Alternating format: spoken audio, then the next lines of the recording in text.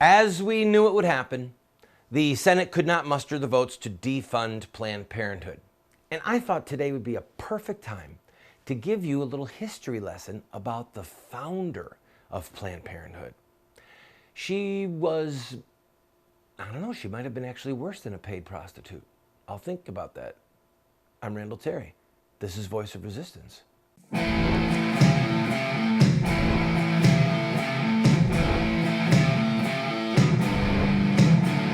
Those who forsake the law praise the wicked. Those who uphold the law resist them.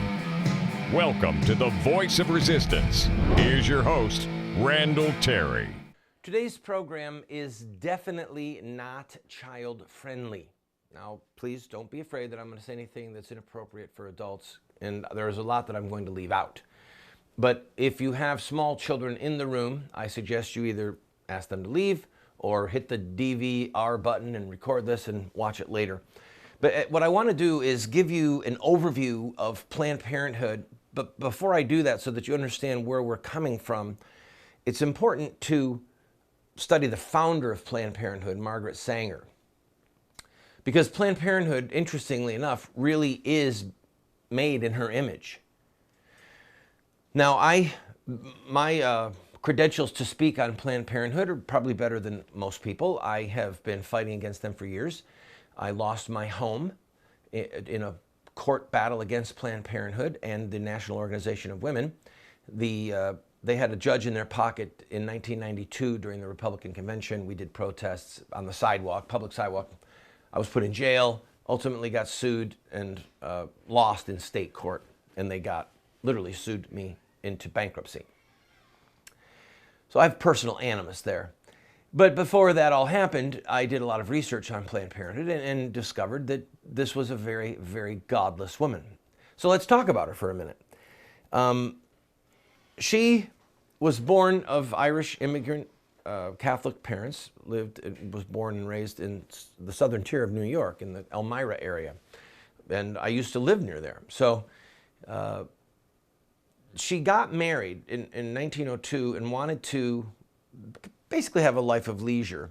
And her husband was fairly well connected with some left-wing radicals at the time. And they had 3 children, 2 boys and a girl. But part of their radicalism was sexual liberation, anything goes. And she started to sleep around with her husband's radical buddies. And after a while, her husband said, I don't really care for this. This isn't working for me. So he took her and the 3 children off to Europe. And after 2 weeks, she said, come on, let's go home. I don't want to be here. Let's go home. And he wouldn't do it. So she scraped enough of his money together to abandon him. And she and the 3 kids went back to New York. And she started distributing literature like The Woman Rebel and pamphlets on birth control. She was arrested once because the material was so lewd. In the material, they were promoting anything goes sex between anyone, married, unmarried, orgies. She turned out to be, in biblical terms, if you read Proverbs chapter 6, she became a whore, a literal whore. The neglect of her children was so severe that her daughter got pneumonia, was not cared for properly, and died. Okay? That's how bad she was as a mother and as a woman. But she was a siren. She was very good looking, and her speeches about sexual liberation were so titillating that it got her into the company of very important people like H.G. Wells, you've heard of him, Julian Huxley, people from the continent. She was arrested again and actually fled to Europe so she could avoid charges and spent 6 months over there romping from bed to bed, and then finally came back, got the charges dismissed. Then she opened up a birth control clinic right in the middle of some Italians and some Slavs and some Jews. And that was shut down by the authorities. And my research showed that she went to jail for 30 days for that one. There's a lot more details that are very sordid. In fact, I'll tell you one more when we come back. It involves her second marriage. So the reason that this is important, we need a new president if we're going to defund Planned Parenthood. We're going to need the will of both houses of Congress to have a majority. But I want you to grasp how evil Planned Parenthood is by grasping how evil Margaret Sanger was and what an absolutely debauched, godless woman she was. I'm going to take a break. We'll be right back with one more important detail about Margaret Sanger's life, and then we'll talk a little bit about Planned Parenthood.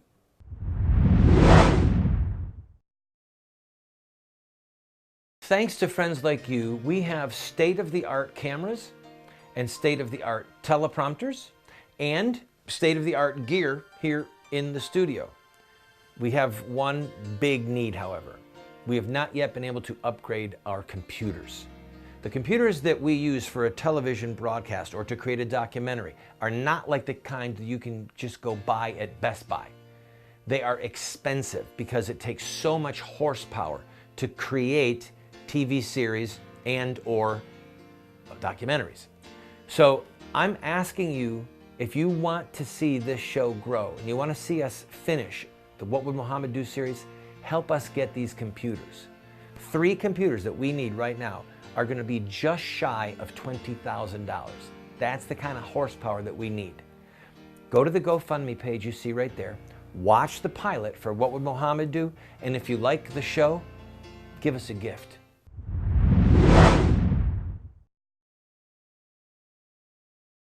If you want to learn more about Planned Parenthood, you can get a copy of my book, Accessory to Murder. Just call the number you see on your screen or contact us through our website. And you can have it. Pay for the shipping. We'll send it to you for a gift of any size. If you can't afford that, we'll send it to you for free. And I'll even autograph it for you. What'd you say? Oh, yeah, you can. Thank you. This is Billy Bob talking in my ear. You can get it for free online if you want to just download it. Go ahead and do that. When she was in Europe, Margaret Sanger, the founder of Planned Parenthood, started to hang out with people, like I said before, H.G. Wells, Julian Huxley, but also Havelock Ellis, who was very influential in trying to destroy Christian morality regarding sexuality.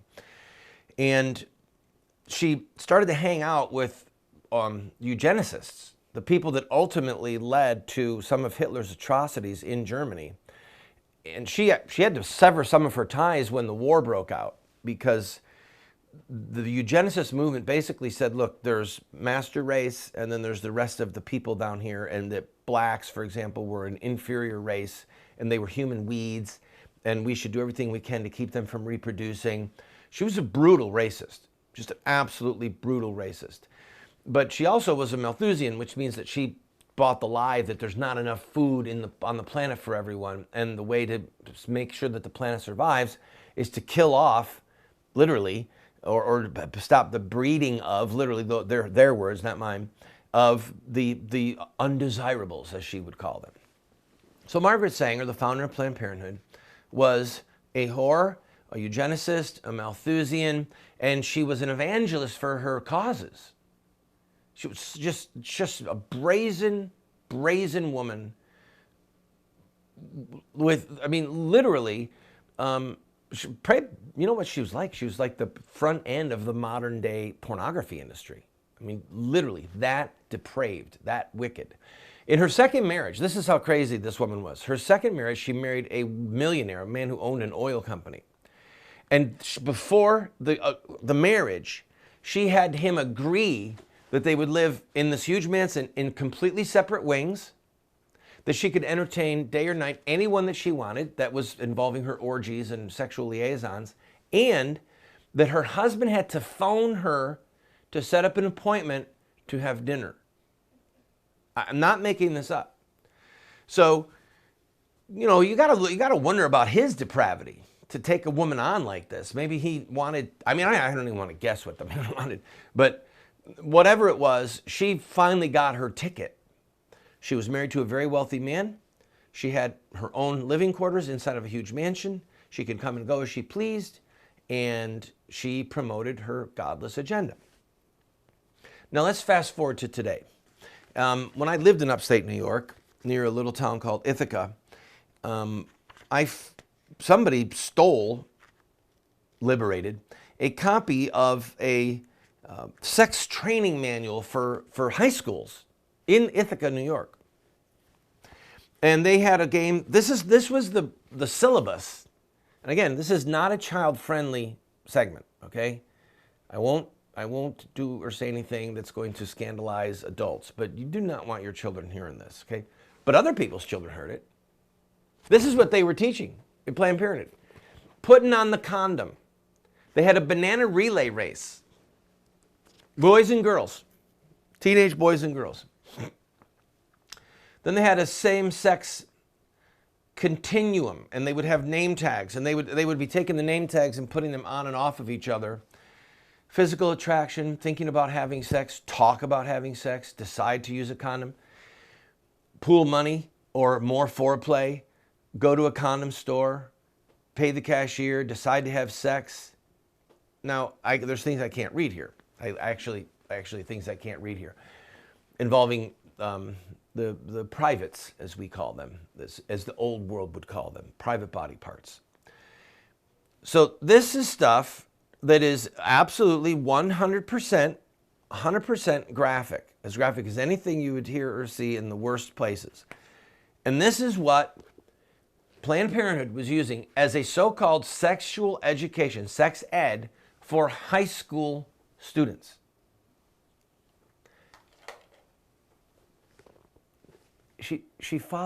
They followed the example of the founder of Planned Parenthood, Margaret Sanger. And this is what our federal tax dollars are paying for. Harry Reid, you disgusting human being. I'll be right back.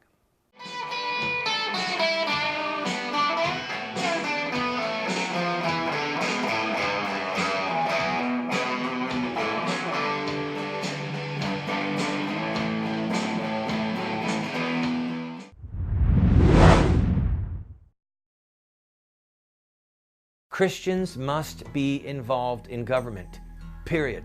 If Christians weren't involved in government, we would not have a United States of America. And there have been brilliant Christian minds over the centuries, such as John Locke, who is called the philosopher of American liberty. He was quoted by Clarence Thomas in his recent dissent on the homosexual marriage decision. If we don't understand John Locke, we don't understand the founding of America. I want to send you this book and my book, The Sword, subtitled The Blessing of Righteous Government and The Overthrow of Tyrants. I want to send you these two books for a gift of whatever you can afford. Pay the $8 shipping and handling, which does not cover our costs, and then give a gift of whatever size you want, and we'll send you these books. If you cannot afford anything but the $8, can't even afford that, write us a note, and we'll send them to you for free. I want you to have these books so that you can be better equipped to fight in the political arena. Come on, order them today.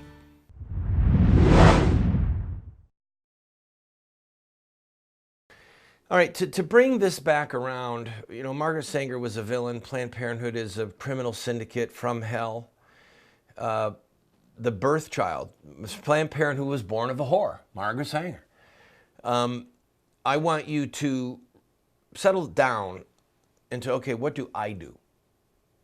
Not me, Randall. What do you do, the viewer? In other words, you're part of the equation here. You're the salt of the earth. You're the light of the world if you're a Christian. You're the one who's called to shine in a dark place, to expose this. Now here's what Hillary said. Actually, one line. It was either from the Washington Times or Washington Post or the New York Times. Mrs. Clinton criticized Republican presidential candidates such as Scott Walker, the governor of Wisconsin, Jeb Bush, a former Florida governor, and Rick Perry, the previous governor of Texas, as well as Republicans in Congress. This is what she said. If this feels like a full-on assault on women's health, that's because it is. So she's mocking them, and she's pledging to stand by Planned Parenthood and pledging that she will continue funding them if she is president. And she is, there's a Freudian slip, and she is criticizing them, saying that this is an attack on women's health. I have to choose my words carefully. 1 in 5 women in America have used a Planned Parenthood. There are many, many evangelicals and Catholics who have used Planned Parenthood for something immoral or something amoral. Amoral meaning a pap smear, okay? Just a regular female checkup. So there's problem number 1. We've swam in these waters, and now we have to say we want them defunded. That's issue number 1. Issue number 2 is bread in circuses. Could you get a close-up of my glasses? All right, now I want you to zoom right in on those, okay? You'll notice that they're bifocals. I lost these this morning and spent a half hour looking for them. I admit, I got very worked up.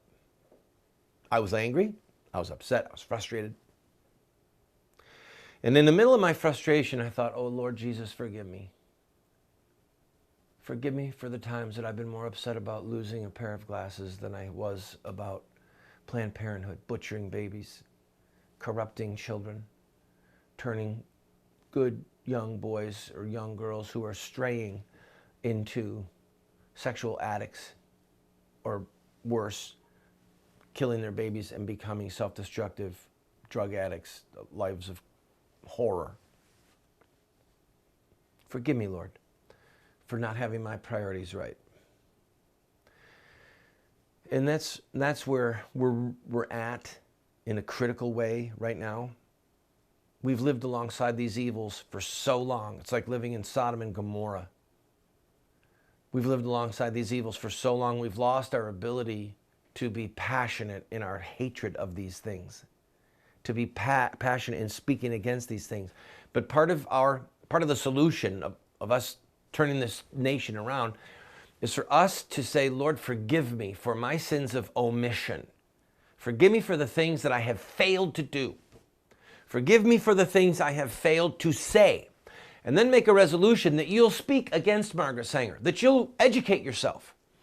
Off camera, Billy Bob told me that a poll recently came out that 80% of Americans did not read a book, or 80% of families did not read a book last year.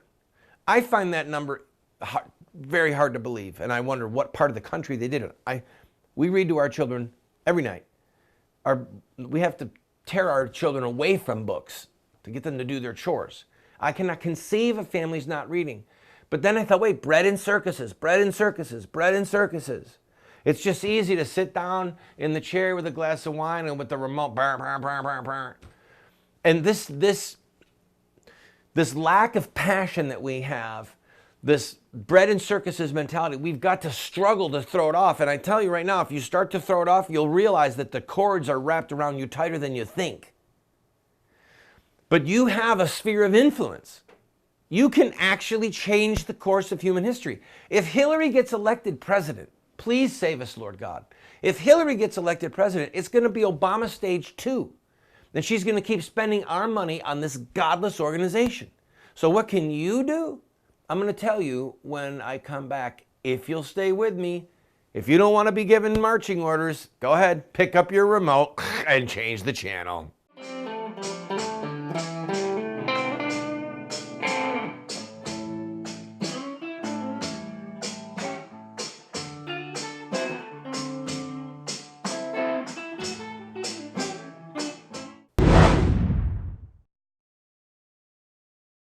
Friend, this TV show represents a mission.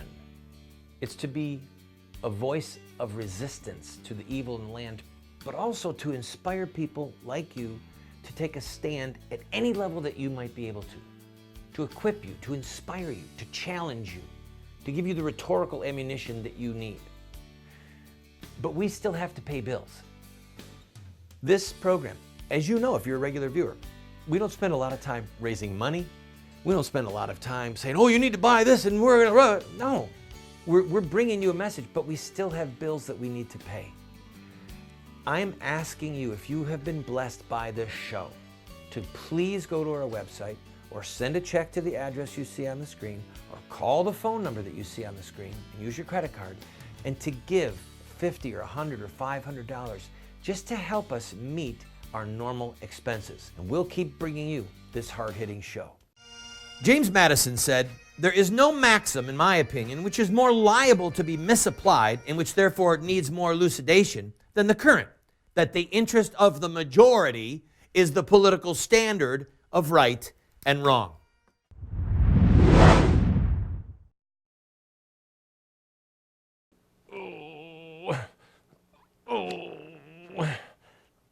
Oh, this is heavy lifting. Courage is like a muscle, okay? I didn't have any barbells in the studio, so I thought I would use a book. Oh, because the irony and the symmetry is perfect. People aren't reading books. Honey, grab me a beer, would you? This book nonsense, forget it. Here's what you can do. Pick a fight. Pick a fight. Not a fist fight. You have 5 or 6 people that you have significant influence over. The average, on average. You might have 10, you might have 4, but you have immediate neighbors, people at church, immediate family members, extended family members. You have people that you work with if you're employed. If you're self-employed, you have people you interact with. People at the post office. And people at the bank. What I mean by pick a fight is call to someone's conscience and say, you cannot ethically vote for such and such. Randall, why do you go to voting? I don't get it. What's the jump? It's very simple. Planned Parenthood exists because Congress is funding it with our money. People that we put in office are there. So let me just back up. You can talk about Planned Parenthood and say it's evil. You can talk about Cecil the lion. Look, the baby in the womb is saying protect the lions. But at the end of the day, it's about, in the political process, our vote is the political currency of our virtue. Howard Phillips used to say that. Our vote is the political currency of our virtue. How virtuous are we? Now, I grew up in a family of Democrats, both sides. Mom, all her relatives, dad, all his relatives, Democrats. When I registered to vote, I was in a Bible college, and I was really thinking I liked Jimmy Carter because he said he was born-again Christian, and that really mattered to me. And then I realized he supported the killing of babies. I thought, man. And Ronald Reagan, who I wasn't sure was a Christian, said that he wanted to overturn Roe versus Wade and wanted to protect babies. And I thought, okay, I'm going to register as a Republican, and I'm going to vote for Reagan. First vote I cast was a lifetime ago, 1980. I have learned to despise the Republican Party. I've learned to despise it more than the Democratic Party on many occasions because they're treacherous. And I've learned to throw punches against both parties and against people in both parties. It's about ethics. It's about the commandments of God. It's about identifying villains like Margaret Sanger and then going to people and saying, you can't vote for this person. You have a right and a duty to say to your friends, your relatives, people at church, you can't vote for Hillary. I'm picking on her, but you've got races locally that are critical. Find out where the candidates stand on killing babies, funding Planned Parenthood, marriage. Find out where they stand, and then take a stand that's biblical, that's Christian, that's God-fearing, and influence those 5 or 6 people near you. Because if enough Christians would just use their circle of influence for good, not be afraid about offending people, not be afraid about rocking the boat, not be afraid of what they'll say about you behind your back and, wondering about, fearful for your reputation. If you'll embrace what Jesus said, blessed are you when men hate you, revile you, persecute you, cast your name out as evil, separate you from their company. They don't invite you to the parties. Oh, here comes so-and-so. She's such a pain and here comes so-and-so. He's such a pain. Once you're ready to embrace that for the love and fear of God more than the fear of man, then that's when you become a dangerous weapon in the hand of God. And you can begin to influence those people and maybe pull some of them out of the path of darkness that they're on. And maybe, please God, we could get our country back.